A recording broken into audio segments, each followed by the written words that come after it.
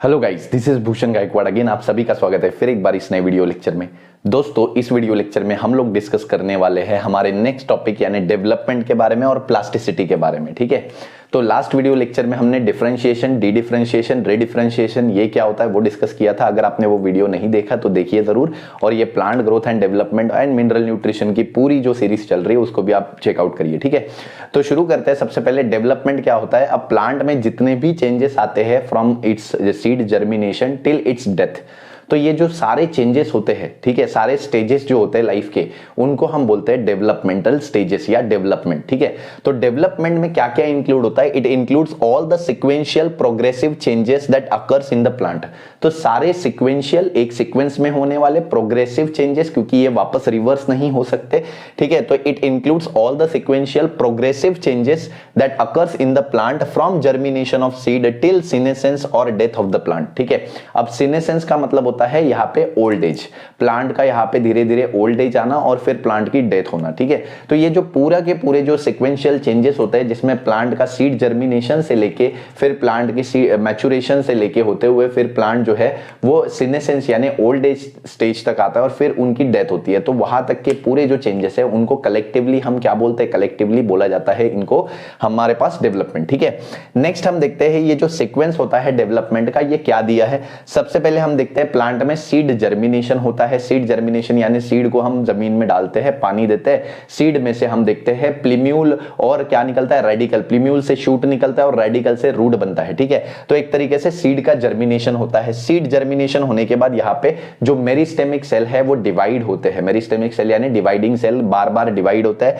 ठीक है, cell division होता है। ठीक है, तो हम देखते हैं सीड जर्मिनेशन में मेरिस्टेमेटिक सेल एक्टिव हो जाते हैं, सेल डिवीजन होता है। सेल डिवीजन होने के बाद प्लाज्मेटिक ग्रोथ होती है। अब सेल जो डिवाइड हुए, अब ये जो सेल, एक सेल के दो, दो के चार, चार के 8 हुए, अब इन सेल में धीरे धीरे इनके प्लाज्मा मतलब इनके साइटोप्लाज्म की ग्रोथ होगी। ठीक है, धीरे धीरे साइटोप्लाज्म बढ़ेगा, साइटोप्लाज्मिक कंटेंट बढ़ेगा, तो प्लाज्मेटिक ग्रोथ बोलेंगे, जिसमें सेल का साइज बढ़ता है। ठीक है, फिर सेल एलोंगेशन यानी सेल का एक तरीके से हम देखते हैं लेंथ बढ़ता है। सेल का लेंथ बढ़ने से प्लांट की ग्रोथ होती है। ठीक है, सेल फिर मैच्योर हो जाता है। एक सेल जब पूरे तरीके से एलोंगेट हो चुका होता है तो अब वो अपना एक पर्टिकुलर फंक्शन परफॉर्म करता है। अब पर्टिकुलर फंक्शन यानी स्पेसिफिक फंक्शन, जैसे जाइलम फ्लोएम है तो जाइलम है तो पानी ट्रांसपोर्ट करेगा, फ्लोएम है तो फूड ट्रांसपोर्ट करेगा, पैरेन्काइमा है तो फोटोसिंथेसिस करेगा। ठीक है, स्क्लेरेन्काइमा, कोलेन्काइमा है तो स्ट्रक्चरल सपोर्ट देगा, ये सारे। ठीक है, तो हम देखते हैं पहले सीड जर्मिनेशन हुआ। सीड जर्मिनेशन हुआ मतलब मेरिस्टेमेटिक सेल एक्टिव हुए, उनमें सेल डिवीजन हुआ। सेल डिवीजन हुआ तो सेल का साइज बढ़ने के लिए प्लाज्मेटिक ग्रोथ हुआ, साइज बढ़ा यानी एलोंगेशन हुआ।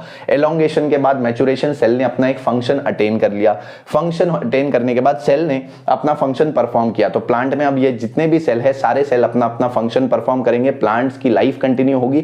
फिर ऐसे ही धीरे धीरे हम देखते हैं ये हर सेल की कुछ लाइफ स्पैन होता है, तो सेल एक पर्टिकुलर टाइम के बाद सीनेसेंस आ जाता है, उसमें उसकी डेथ हो जाती है। तो ऐसे सेल की डेथ होती है, वो सेल रिप्लेस होते रहते हैं बार बार। तो ये प्लांट में चलते रहता है, पर्टिकुलर लाइफ ऑफ प्लांट। तो जब तक प्लांट की एक लाइफ है तब तक चलते रहता है। एट द एंड जब सारे प्लांट के सेल सीनेसेंस में पहुंच जाते हैं तो प्लांट की डेथ हो जाती है। That is called as the complete process of development. ठीक है, अब नेक्स्ट हमारे पास एक टॉपिक है प्लास्टिसिटी।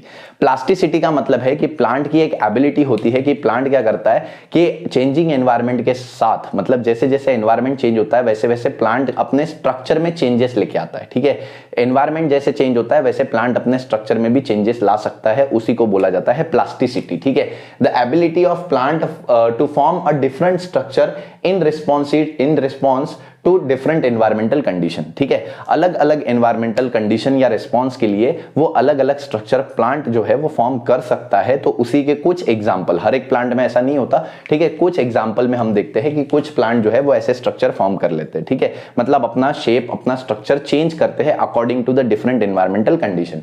इसके दो एग्जांपल है, हम देखते हैं कि intrinsic and extrinsic heterophylly. Hetero का मतलब होता है डिफरेंट और फिली का मतलब होता है लीफ। तो लीफ का शेप अलग अलग दिखाई देता है हमको डिफरेंट डिफरेंट एनवायरमेंटल कंडीशंस के अकॉर्डिंग या डिफरेंट लाइफ स्टेजेस के अकॉर्डिंग। तो दो तरीके की हेट्रोफिली है। पहली है इंट्रिंसिक। इंट्रिंसिक मतलब जिसमें प्लांट के इंटरनल फैक्टर रिस्पॉन्सिबल है। अब इंटरनल फैक्टर का मतलब क्या कि प्लांट की ग्रोथ रिस्पॉन्सिबल है। अब कुछ प्लांट जो है जब वो जुवेनाइल फेज यानी ग्रोइंग फेज में होते हैं, छोटे होते हैं, प्लांट का साइज छोटा होता है, तो जुवेनाइल फेज में ये प्लांट क्या शो करते हैं, ये शो करते हैं इनका लीफ साइज डिफरेंट होता है, और जैसे जैसे प्लांट एडल्ट और मैच्योर होते जाता है उनका लीफ साइज चेंज होते जाता है। तो एग्जांपल दिया है प्लांट लाइक कोरिएंडर, कॉटन, लार्कस्पर। आपको एग्जांपल याद रखने, नीट में भी ये क्वेश्चन आता है। कोरिएंडर, कॉटन और लार्कस्पर जैसे जो प्लांट होते हैं इनमें हम देखते हैं लीफ शेप जो है वो डिफरेंट होता है, जुवेनाइल यानी ग्रोइंग फेज में, और अडल्ट फेज और मैच्योर फेज में अलग लीफ साइज होता है। नेक्स्ट हम बोलते हैं एनवायरमेंटल हेट्रोफिली। ये ऐसे प्लांट होते हैं जिसमें हम देखते हैं कि एनवायरमेंट के अकॉर्डिंग जो है लीफ का शेप चेंज होता है। जैसे कि कुछ प्लांट, जैसे कि एग्जांपल दिया बटरकप।